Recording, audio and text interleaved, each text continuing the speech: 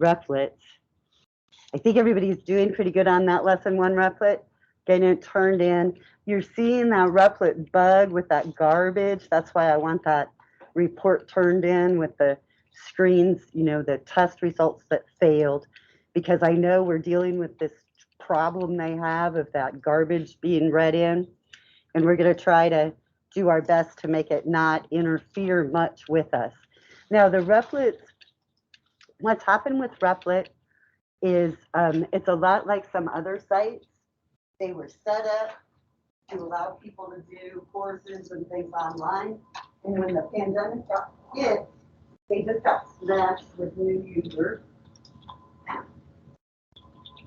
Millions of them. And the site couldn't handle it. So they had to lock down and not allow any new users. And they redid a lot of the functionality of their system, and they're still kind of having some problems and some growing pains from it. Why do I make you suffer through it then if they're having growing pains? Because you're going to see that practice is what you need. Just like if you were learning to play an instrument or learning to ride a bike or learning to do anything else, the more you practice, the better you're going to be at something. And those replets give you a chance to just practice, practice, practice, and get that C# code down to where it makes sense to you.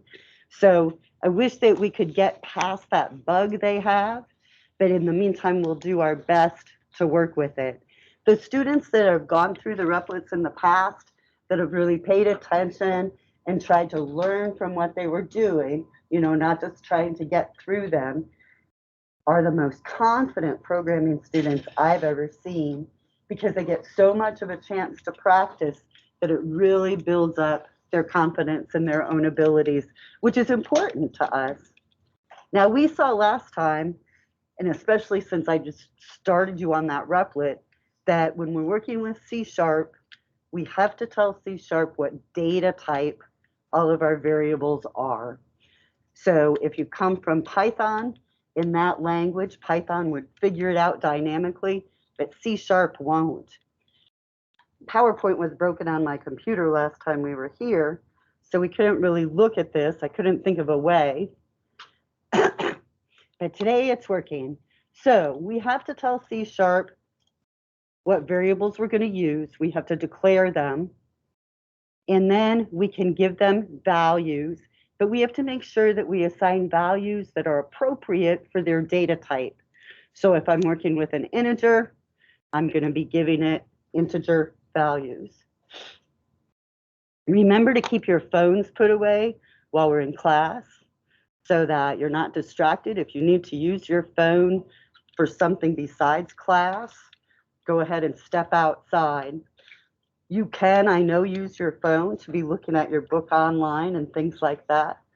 So make sure that you're being responsible in your use that way and not distracting me with your phone. Now, when we're working with C#, remember declaring all these variables is what helps our programs execute faster, and that matters a lot. Now, here's some C# code. We're declaring a couple of variables there. So you've probably gone past this already and seen how it works. In C#, first I have to say what data type the variable is, and then the variable name.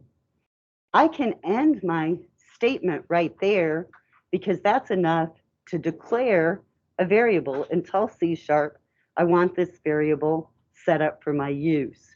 I didn't give it any sort of initial value, and I haven't really done anything else with it. Just said, hey, I'm going to have a variable that I would like to be an integer or that I would like to be a double. When we're working with data types, in C# there are two kinds, value types and reference types. Value types are the types of variables that just hold a value, like an integer or a string. Reference types are more pointers in memory to more advanced data types. So we'll be looking at both different types of data types in C#, but we'll start out with the value types. Value types are actually defined by C# itself within this grouping called simple types.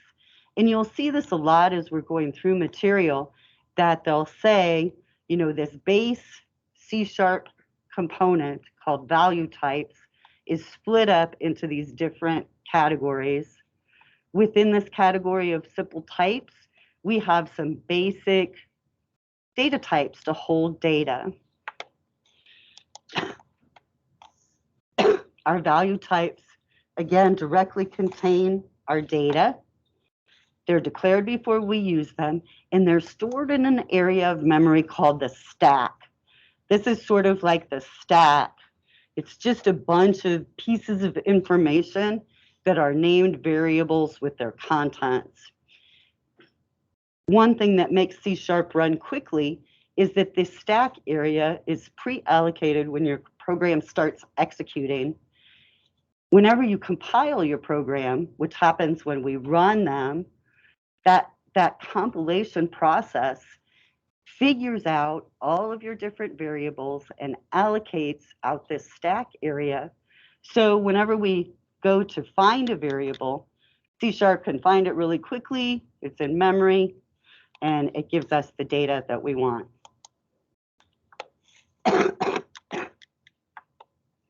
Here is an overview of some of those different data types. We looked real quickly at them last time, but here's kind of a better view.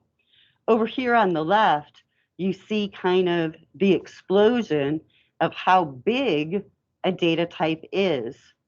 So if something is 8 bits, it can only hold 1 character of data, like the letter A or an exclamation point.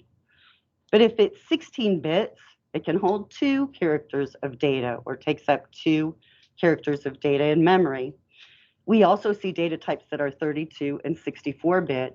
So last time, we saw that there was a data type called int for integer. The integer is 32 bits, so that would be 4 characters long. So it can hold values from -2 gig up to +2 gig. If I tell that integer it's unsigned by putting a U in front of the data type for uint, now it's not going to keep track of negative numbers at all. So it's going to let me go to a much higher value in positive numbers up to 4 gig. If that's not big enough, if that's not enough to hold all my data, I can go to a long integer, and it's a 64-bit. It's a pretty huge number range that we can fit in there, and we can take that to an unsigned long integer and go up to an even higher number. So I think right now, since we're running 64-bit operating systems, this U-long number would be the limit on how much RAM could be addressed by a processor. When we were working with old 32-bit operating systems, like, I can't remember, before Windows XP, we were limited to 4 gig of RAM because there were only 32 bits available in the operating system for addressing memory. So we see how these different data types and different limits can be affecting us outside of programming. Now, some smaller ones. If I want to keep track of a really small number, like maybe somebody's age, I can use a byte data type. It can be from 0 to 255 as far as the values go. If I want that to carry a sign, I would have to make it an S byte, and that would change, again, the values that it could hold. So all of these different data types are available just for numeric data in C#. You can see you can pick a data type that gets pretty specific for what you need. Now, all of those were integer data types where we have no decimal place. If we do have a decimal place, again, we have some different values. We can use float, double, or decimal. If you look at the size, the float data type takes up 4 characters or 4 bytes, and it holds numbers up to a very, very large quantity. Double is a 64-bit, and then decimal is a 128-bit or a 16-character number. So very, very long. We would need to use decimal values if we were working, I don't know, like with NASA or something, and we were doing calculations that had to do with distance in space or working with really large numbers like that. Remember, as a developer, you're responsible for making sure that the data type you use is large enough. What would happen if we were trying to use a float as our data type and we read in some sort of number that was too big to fit in those 4 bytes? Our program would cancel, right? Or something would happen that was not what we expected. You've already done some console writing. Everybody put that down as one of their commands they've learned, a word they've learned. And when we're working like that, we're working with what's called the console class in C#. And I thought about consoles. When we think of a console, sometimes people might think of their gaming station, and that's sort of appropriate, but the console is actually the screen that's attached. So when we're thinking of console.writeline in C#, we're thinking really old green screen type applications where we're only working with the console and we don't have a lot of graphical interface. So that's not necessarily the environment we would be working in all the time, but it's how we start out as beginning programmers. When we're working with the console and we want to write things out to it, we can use console.write, and that would leave our cursor at the end of the data that was written out to the console. Or we can use console.writeLine, and that'll move us down to a new line in our output. Sometimes in some of the replets, when you're trying to match the output, you might be using a write line and you need to change it to a write to make things to match up properly. So you'll have to remember that you have those differences. Now, when we want to read input from the console, again, we're going to use the console class. And we have some different methods. We actually have more methods to read data in from the console than we do to write data out. We could use the read key, the read line, and there's always some different options on those. You can experiment with your own code and try the different read methods to see how they work differently. But no matter how you do the read, you're always going to read in a string as the data type. So whenever we read something in from the console assumes it's giving us a string, and we might have to change that into a number. Now here's a line of code that's really important. Here we're saying we want to read the line of input from the console, and we want to save that in a variable named varName. So if I'm reading data from the console, I'm going to start out with the variable I want to save it in, and then the equal sign, and then my console.readLine statement. And that's going to read that data in and save it in that variable. When we run a C# program, we could actually pass data to it as options. For example, if we had a program called run update in our company, we could have a computer operator sitting at a command prompt who might enter some sort of command like this: run update.exe and then -01 2022. That would indicate to the update program that we want to run for January of 2022. Our program would read that data in from the command line. Now, this is something that is pretty advanced, but our textbook talks about it in the chapter, so I just wanted to kind of mention it. It's something that will become clearer to you as time goes on, and you're going to see some other things like that here in our textbook as we just get started, because we have to start somewhere, right? And so there's always going to be areas where you're like, well, I wonder what in the world that is. You can look back or look ahead in your material to find out. Whenever we're reading data in like this from the command line, those are input arguments, and the system will automatically put them into this array named args, that we see in our main method parameter. So a lot of this just going to make a lot more sense later on. I mention it to tell you that it should be confusing to you right now. If it's not, great job, you're really ahead. Now, when we read data in from the console, again, it's a string. And we need maybe to use that data as a number, like an integer. So we need to have it converted. We would have to change it from a string data type to an integer variable. We can do that several different ways. We can set an integer value variable equal to a string variable and let C# do the conversion implicitly. That'll work, and C# will take care of it for us as long as the data we're trying to put into an integer is a valid number. Okay, so that'll work. But if it's not a valid number, it'll make our program crash. We can also convert explicitly, which is what we want to do. And we have several different methods available to do that conversion. So you're going to see those in our textbook and in some of our sample code. We can use the parse method to change something from one data type to another. We can use the convert method to, again, convert data from one data type to another, or the try parse method.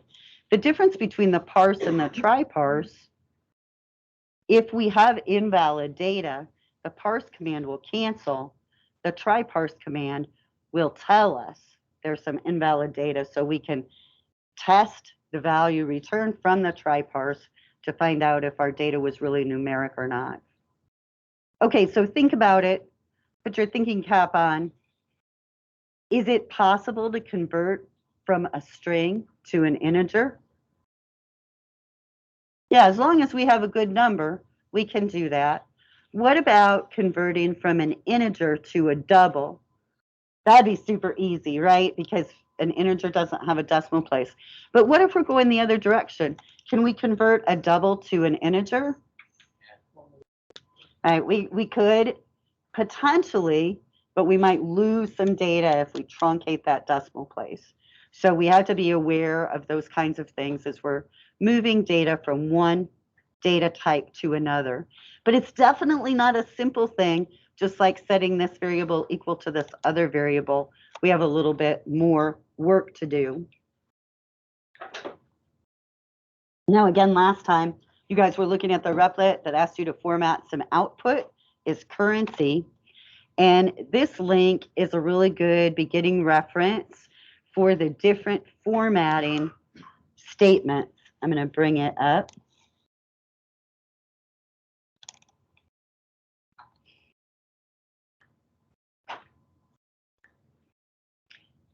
First of all, this example is really an interesting one, and it shows us how we can format output data using these placeholders.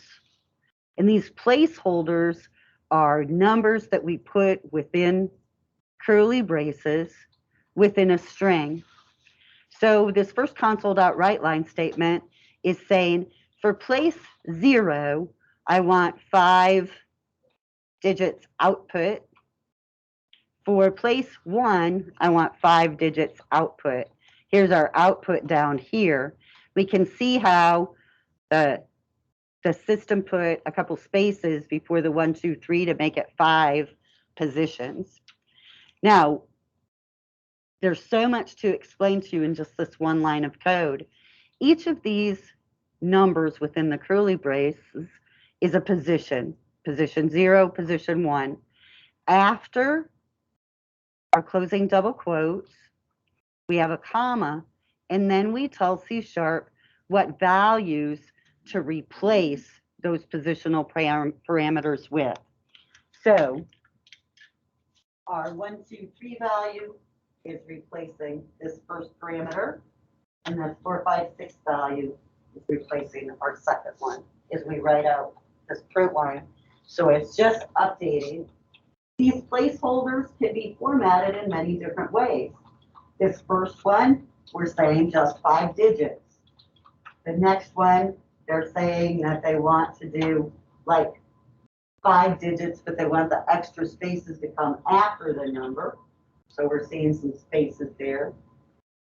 This third option, they're saying we want it to take up 10 spaces and we want it to be formatted as a decimal number with 6 positions.